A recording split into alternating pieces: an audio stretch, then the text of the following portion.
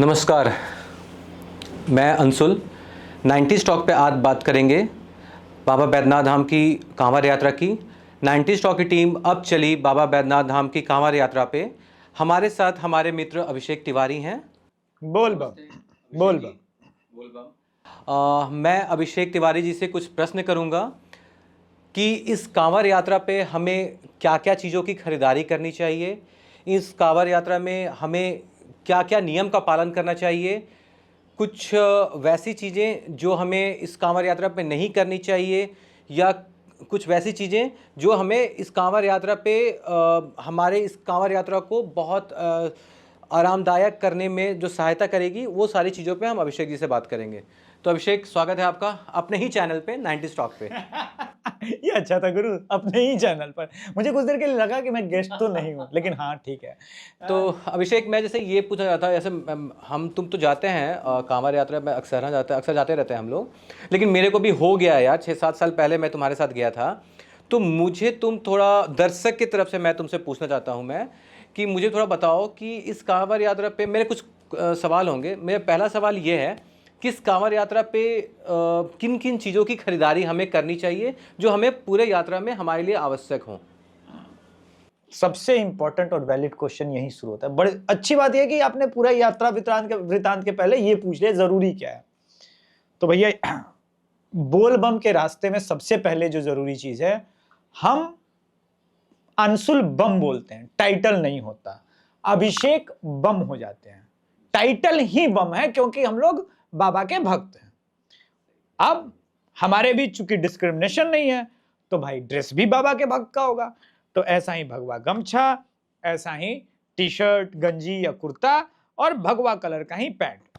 अब रास्ते में होगी बारिश, एक ही तो आप पहन के जाएंगे नहीं।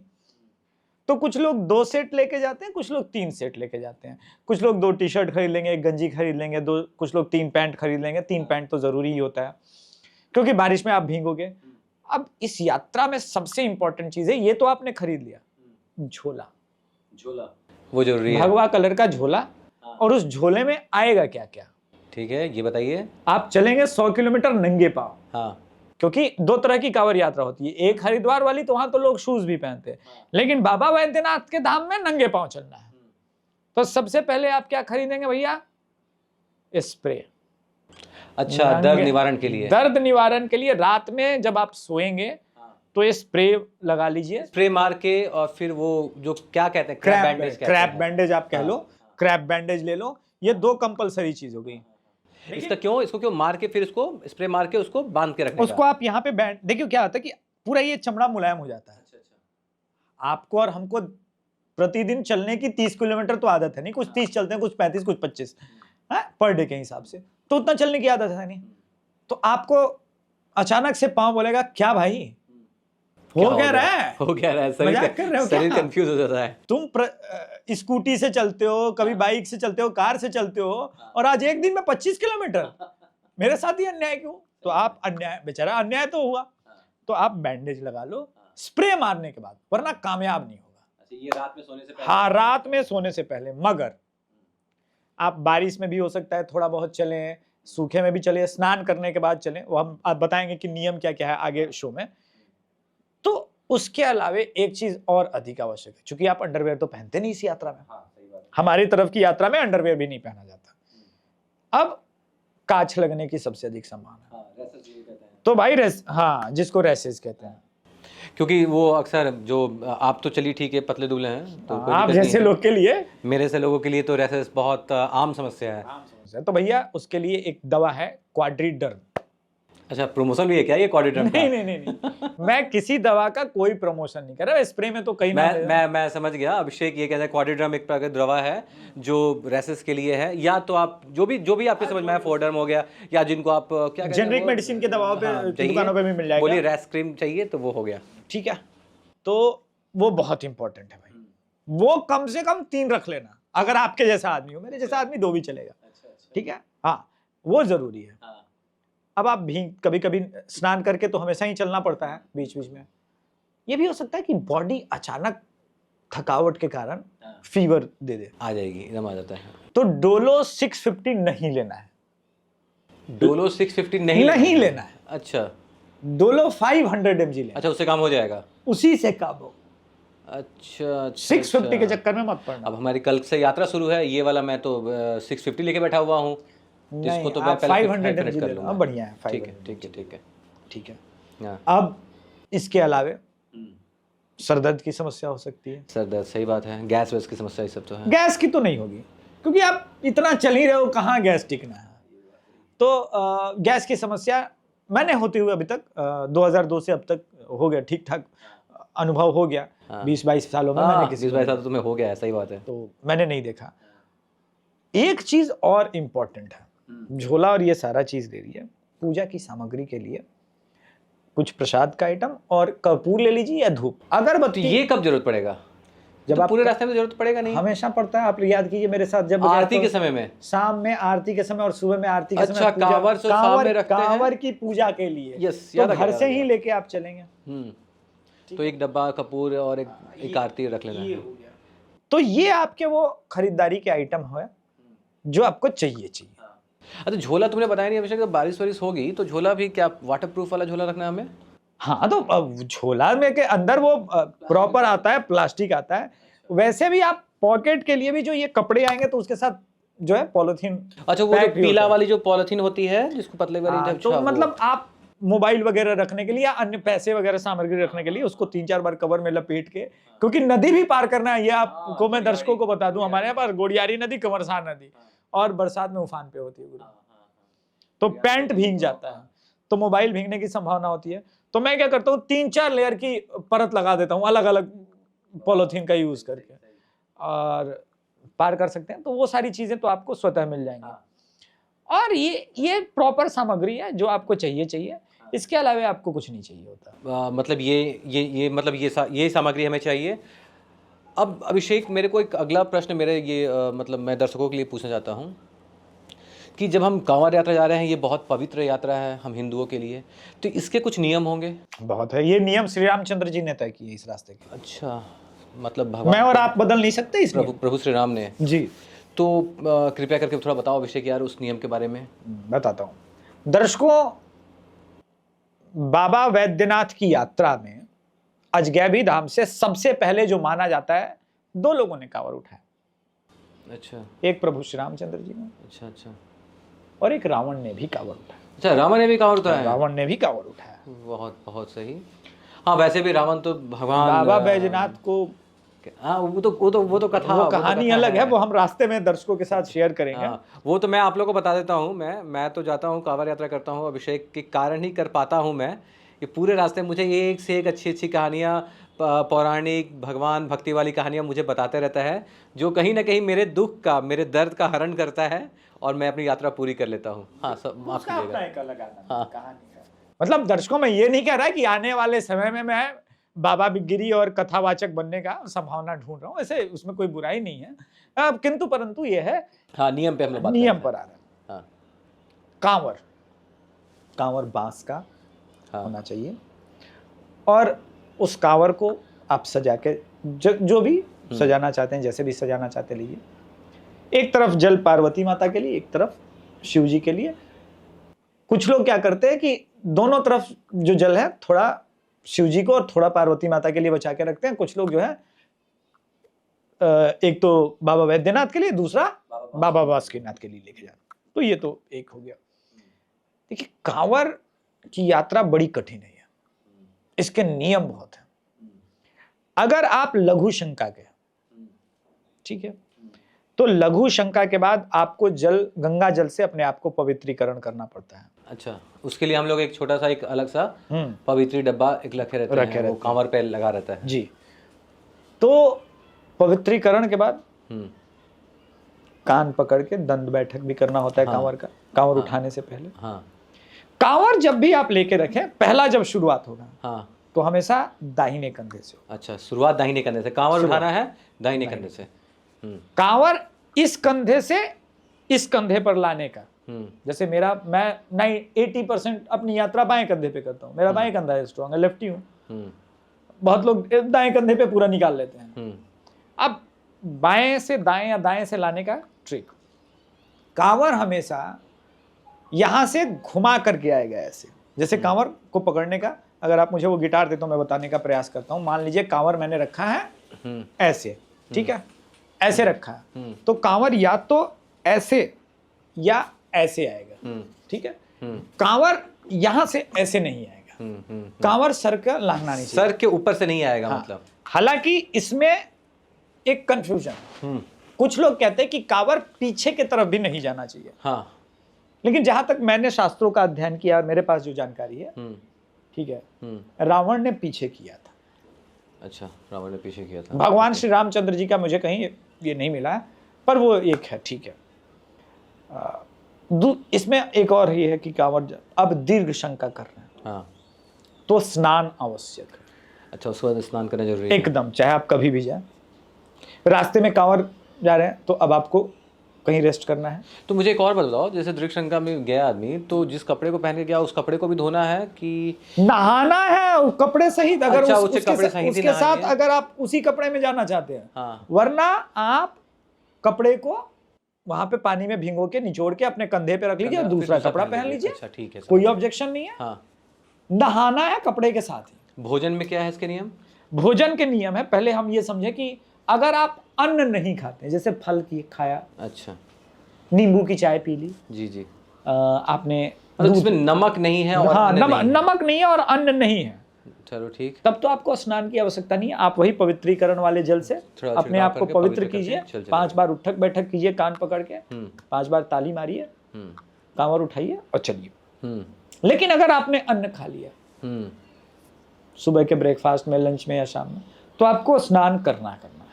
अच्छा अच्छा। अब इन दिनों आप देखते होंगे कांवर यात्रा के बहुत के साथ साथ कई लोग गुटखा खाते हुए चलते हैं। सेवन, नशीले पदार्थ का सेवन आप कर सकते हैं, ऐसा नहीं है, वर्जित नहीं है। लेकिन अगर आप गुटखा खा रहे हैं तो आप खा लीजिए, थूक दीजिए, पवित्रीकरण करा लीजिए अपना, अच्छा, और तब चलिए। लेकिन कांवर के साथ चलते चलते, अच्छा अच्छा, हाँ वो भी बात सही है, कांवर के साथ चलते चलते नशा की नहीं, आप झूठा हो जाता है कांवर, हाँ, क्योंकि आपका अच्छा, मुंह चल हाँ, रहा है। ये भी बात है, कांवर भी झूठा हो जाएगा ना, कांवर झूठा होता है। अच्छा, ये लॉजिक है, ये है। दूसरा, आजकल, पहले तो नहीं बिकते थे, अब आजकल कुरकुरे, चिप्स वगैरह बिकता है, प्याज और लहसुन होता है, हाँ, नहीं खाना है, ये वर्जित है। हाँ, अच्छा, लहसुन प्याज सब वर्जित है, वर्जित है। अच्छा, पूरे रास्ते में आपको कहीं मिलता नहीं है, बस ये दुकानदार लोग, कुछ अज्ञानी लोगों के कारण जो है वो शुरू हो गया। पहले तो ये नहीं होता था, पिछले 4-5 सालों में देख रहा हूँ, उससे पहले नहीं होता था। हाँ। एक और चीज है, डाक बम और बोल बम में अंतर है। अच्छा। जो डाक बम के लिए पानी की सेवा मिलती है या कोई कोल्ड ड्रिंक मिलता है, हाँ, पूरे रास्ते में, हाँ, जो सेवा शिविर आते हैं, हम आगे के शो में बताएंगे कहाँ कहाँ का सेवा शिविर आता है।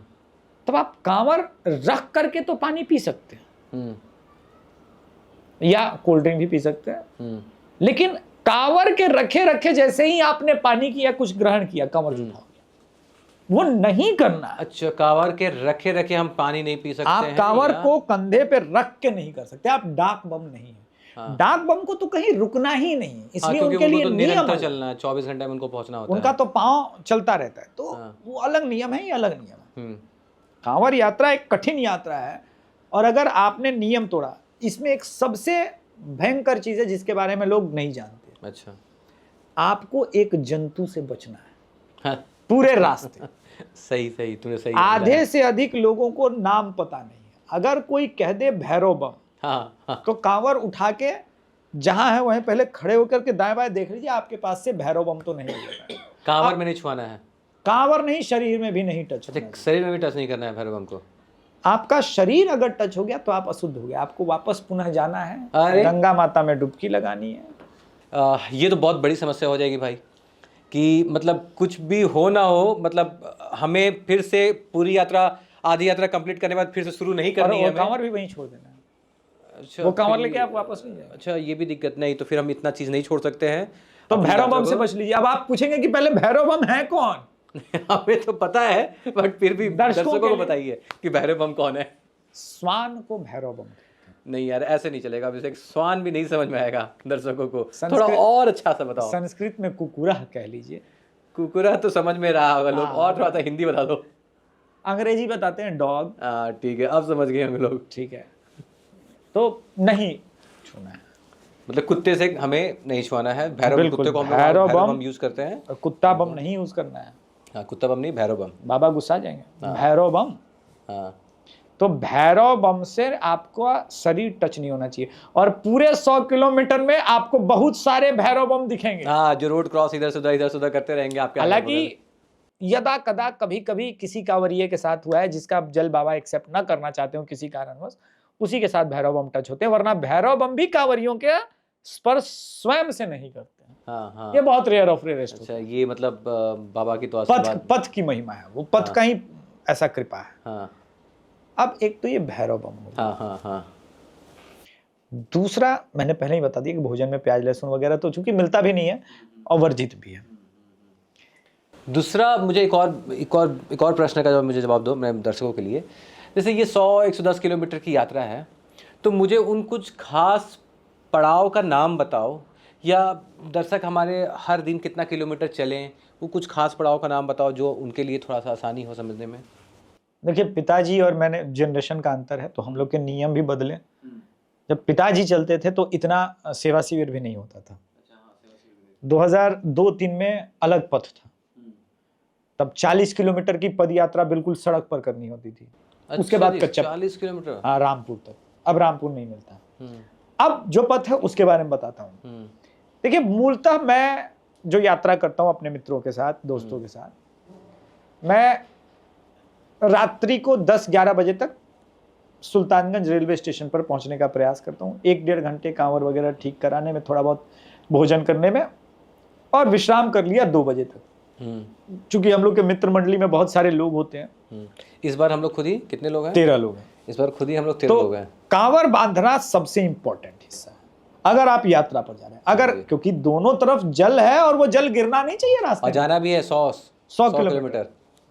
तो जल को ऐसे बांधना है, गंगा जल को, एक तो कांवर का बैलेंस बना रहे, और दूसरा वो जल किसी भी प्रकार से टूट के रास्ते में ना गिरे। लीकेज भी ना हो। तो बहुत लीकेज तो खैर वो डब्बा वगैरह आपको प्रॉपर चेक करना पड़ेगा भाई, उसमें कोई ये आप कॉम्प्रोमाइज नहीं कर सकते। ये सबसे बड़ा परिश्रम का काम है। तो जल वगैरह बांधने में हमें 2 घंटे का समय लग जाता है। 4-4:30 मैक्सिमम 5 तक हम लोग निकलने का प्रयास करते हैं सुल्तानगंज से। अब प्रमुख मैं इंपॉर्टेंट जगह बता देता हूँ। सुल्तानगंज से लगभग आप 5 किलोमीटर की यात्रा कर लेंगे कंप्लीट, तो कमराए आता है। सुल्तानगंज से कमराए मतलब रोड पे आता है कि वो नहीं, आप पथ पर पहुंच जाते हैं? तीसरा पुल जो पुराना अंग्रेजों के समय का था वो बना के, अब तो पहले काठ का था, अब तो फिर से उसे रिकंस्ट्रक्ट कर दिया। 3 पुल आएंगे छोटे छोटे नदियों के बीच के, वो पार करके अंडरग्राउंड जाएंगे तो कमराए वाला रूट आ जाएगा। अच्छा, फिर हम लोग 5 किलोमीटर पे आप 7 किलोमीटर पकड़ लो कमराए का, अगर गेट पकड़ ले तो। असरगंज 10 किलोमीटर पर, तो हाँ हम लोग का ब्रेकफास्ट हो जाता था। अच्छा, वैसे पहले दिन आवश्यकता नहीं पड़ती। लंच मोस्टली हम लोग, अगर अच्छा इसमें डिपेंड करता है, अगर बारिश और बादल का समय है तब तो आप 10-10:30 बजे तक भी सुबह चल सकते हैं। हाँ, मौसम अगर हमारे फेवर में रहा तो काम हो गया, वरना 9:30 तक। तो प्रयास होता है कि तारापुर या तारापुर से 1-2 किलोमीटर पहले पहुंच के लंच तक। तारापुर कितना किलोमीटर तकरीबन? 22 किलोमीटर। 22 किलोमीटर, तब लंच? हाँ, लंच तो भाई 10-11 बजे ही होता है। 22 किलोमीटर अभिषेक बहुत अधिक नहीं हो जाएगा? तुम हमको अभी से डरा रहे हो। नहीं, डरा कहाँ रहे हैं, आराम से चलेंगे। सुनिए, पहला चाल तो आप 6 किलोमीटर के बाद ही पहला कांवर रखेंगे। चलो, वो तो पहला तो भाई जोश जोश से पहुंच गया 6 किलोमीटर। तो दूसरा कमराए पार करने में, असरगंज पार करने में कितना टाइम लगता है? अबे तुम जा रहे हो यार 20 साल से, तो तब ना तुमको समय नहीं लग रहा है। अरे दर्शकों को तुम मत डरा यार। नहीं, डरा नहीं रहे, मैं आपके लिए ही क्वेश्चन कर रहा हूँ। मैं ये कह रहा हूँ कि देखिए क्या होता है ना, कि 2 किलोमीटर पहले भी रुकते हैं, 20 किलोमीटर पे भी। तारापुर एक इंपॉर्टेंट जगह है, आपने इंपॉर्टेंट जगह। हाँ ठीक है, तारापुर इंपॉर्टेंट हो गया। लेकिन रात्रि का विश्राम हमारा 30 किलोमीटर मनिया मोड़ पे हो जाता है। 31, अच्छा, 30-31 किलोमीटर पे हमारा रात्रि का विश्राम इस बार भी हो जाएगा मनिया मोड़ पे। मतलब हम लोग एक दिन में 30 किलोमीटर तकरीबन चल लेंगे। हाँ, वैसे तो अभी भी मैं जवान ही हूँ, लेकिन अपने प्राइम वाली जो 25 वर्षीय अवस्था का जो जवानी था, उस वक्त मैं कम से कम कुंवरसार चलता था। अब से कहाँ पहुंचा दिया तुम कुंवरसार यार? कम से कम कुंवरसार चलते थे। ठीक है कि तुम अभी ऐसे हो। और एक मैंने जो अपना सबसे बेस्ट किया है, पहले दिन जलेबियां ठोके थे। जलेबिया पहले दिन मैं और अभिषेक मिश्रा, गिरवर अनिल नाम का लड़का, आप उसे जानते जरूर हैं, जानते हैं हमें। वो थे, और एक छत्तीसगढ़ का सत्या था। हमने 2.25 दिन में वो पूरी जर्नी कंप्लीट करी थी, जल चढ़ा दिया। नहीं, इतना जल्दी जाना, ऑफिस नहीं पकड़ना है हमें। नहीं हमें नहीं पकड़ना, हमें बहुत अब मैंने वो इसमें अब चेंज कर दिया है। हाँ। मनिया मोड़ रुकते हैं, और आप लोग को भी कहूंगा 3.5 दिन की जर्नी आराम से कीजिए, कोई दिक्कत नहीं। हाँ, तो मनिया मोड़ में आप रात्रि को रुके। हाँ। अब मनिया मोड़ इंपॉर्टेंट मेरे लिए क्यों है?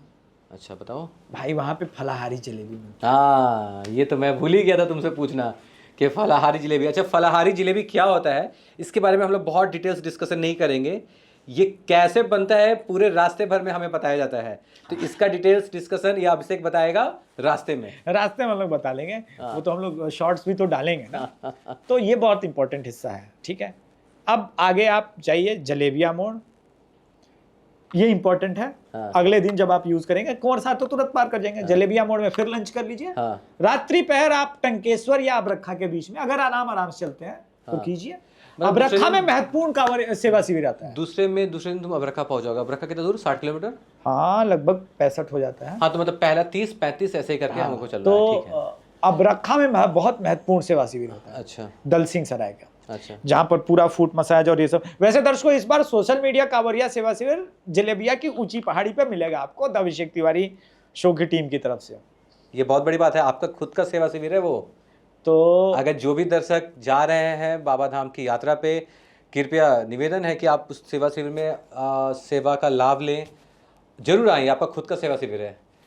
तो एक क्या नाम था, नाम फिर से बताओ। सोशल मीडिया सेवा सेवा शिविर जलेबिया पहाड़ की सबसे ऊंची और खड़ी चढ़ाई पर। वाह, बहुत इंपॉर्टेंट जगह पर रखे हैं हम लोगों ने। अब सेवा शिविर इसमें बहुत सारे आते हैं। महाकाल सेवा शिविर आता है, सिकंदराबाद सेवा शिविर आता है, किशनगंज सेवा शिविर आता है, पूर्णिया से सेवा शिविर आता है, नागालैंड से जहां 1% हिंदू है वो सेवा शिविर आता है, असम सेवा शिविर आता है।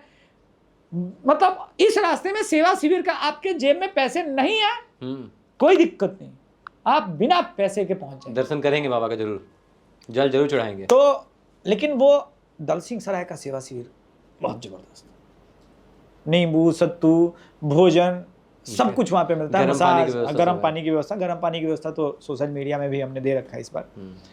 इसके बाद जैसे 1 किलोमीटर आगे बढ़ेंगे, मैं छोटा सा इसमें ऐड करना चाहता हूँ अभिषेक को।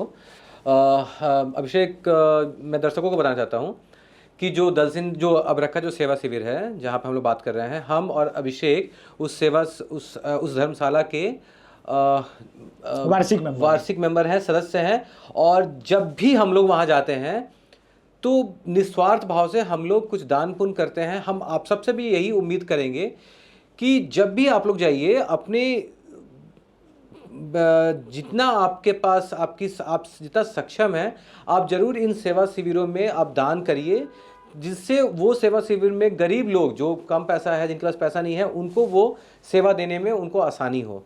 ये हम लोग करते हैं, तो आप लोग भी करिए जरूर। इसी प्रकार से आगे छत्तीसगढ़ से 1 किलोमीटर के अंदर, जैसे आप दल सिंह सराय से निकलेंगे, छत्तीसगढ़ सेवा शिविर और सिवान सेवा शिविर और सरकारी धर्मशाला, ये सब अबरखा में ही है। तो वहाँ रुकने का, सोने का, टेंट सिटी भी वहाँ पे लगता है। 600 लोगों का बेड लगा हुआ है, पूरा एकदम मनोरंजन। ये कब से लगा? ये तो पिछले साल भी लगा था। पिछले साल भी, मतलब मैं 2-3 साल पहले नहीं गया था भाई। हाँ, तो ये इंपॉर्टेंट हो गया। अब आप रुक गए, सुबह में चलना शुरू किया। हाँ, कांवरिया और इनावरण के बीच में आप लंच कर लीजिए। अच्छा ठीक है। वो कितना किलोमीटर? 75 नहीं। और गोड़ियारी नदी तक हम लोग तीसरे दिन की रात्रि का समापन कर लेते हैं। गोड़ियारी नदी तकरीबन 90 किलोमीटर नहीं, 85 किलोमीटर। दुम्मा बॉर्डर से तो 12 किलोमीटर ही बचता है। हाँ। बाबा वैद्यनाथ। कुछ लोग झारखंड के तक पहुंचने का प्रयास करते हैं, जैसा जिसका स्टेमिना। कुछ लोग 3 दिन में कंप्लीट कर लेते हैं।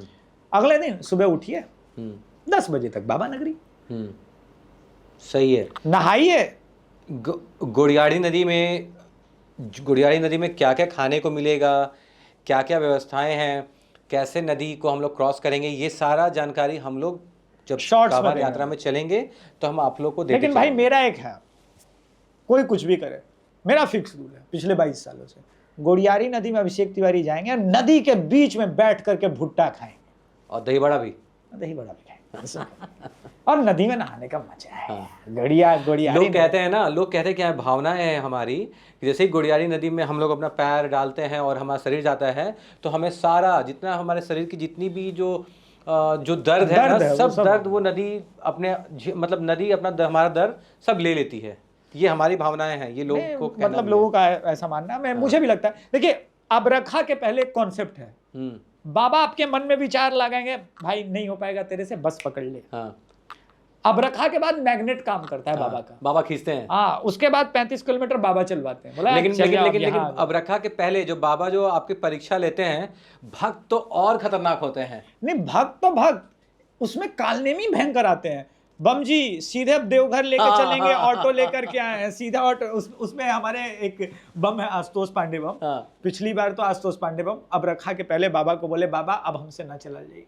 मतलब लेकिन आशुतोष बम का देखिएगा, चले मनोबल फाइट किए, मनोबल गजब का। मनोबल गजब का था, नहीं जाना है तो जाना है तो जाना है, जिन विकट परिस्थिति। बाबा के भक्त उनसे भी अधिक हठी होते हैं। हाँ, होते हैं। तो ये एक यात्रा वृतांत मैंने समराइज में बताया। प्रयास करेंगे आपको शॉर्ट्स और छोटे छोटे और वीडियोस चंक में हम लेकर के आएंगे इसी शो में। तब तक नमस्कार, हर हर महादेव। हर हर महादेव।